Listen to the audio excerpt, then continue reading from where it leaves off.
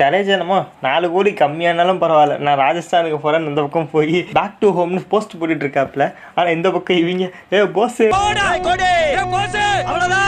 இதை விட காமெடியாக ஒரு உண்மை என்னன்னா, இதுக்கு இந்த ட்ரேடை ஆரம்பிச்சு வச்சதே ஜடேஜா தான் அப்படிங்கிற மாதிரி ஒரு விஷயம் போயிட்டு ஒரு பக்கம் சிஎஸ்கே மேனேஜ்மெண்ட் சைட்லேருந்து வந்து அவங்க தான் வந்து தூக்கிட்டாங்க ஜடேஜாவை, ஏதோ உள்ளது நடந்திருக்கு அப்படிங்கிற மாதிரி ஒரு பக்கம் பேசிகிட்டு இருந்தாங்க.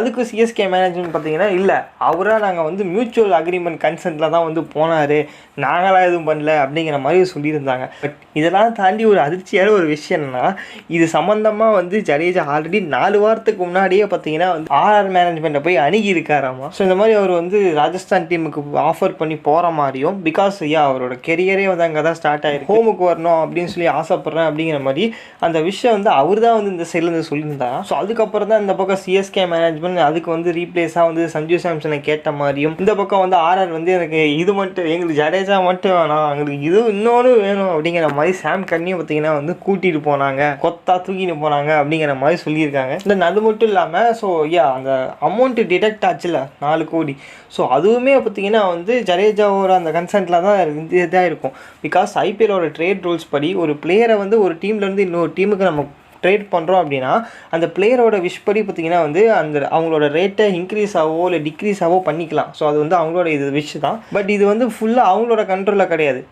ஆப்போசிட்டில் வாங்குறாங்கல்ல.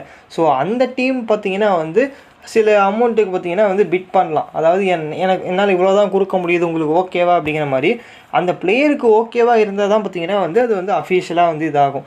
அதே மாதிரி இல்லை அந்த டீம் வந்து அதிக அமௌண்ட்டுக்கு வந்து அந்த பிளேயருக்கு கொடுக்குறேன் அப்படிங்கிற மாதிரி அப்படி சொன்னாலும் ஸோ அதுவும் பிளேயரோட கன்செர்ட்டில் தான் வரும்.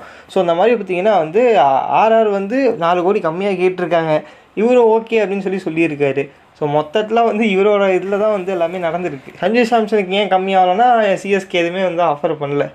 ஸோ இன்னொரு சைடில் வந்து இந்த மாதிரி 4 கோல்லாம் கம்மி பண்ணி போயிருக்காரு, ஒருவேளை கேப்டன்சியோட அந்த எதிர்பார்ப்பு இருக்குமா அப்படிங்கிற மாதிரி அதுவும் சொல்லியிருக்காங்க.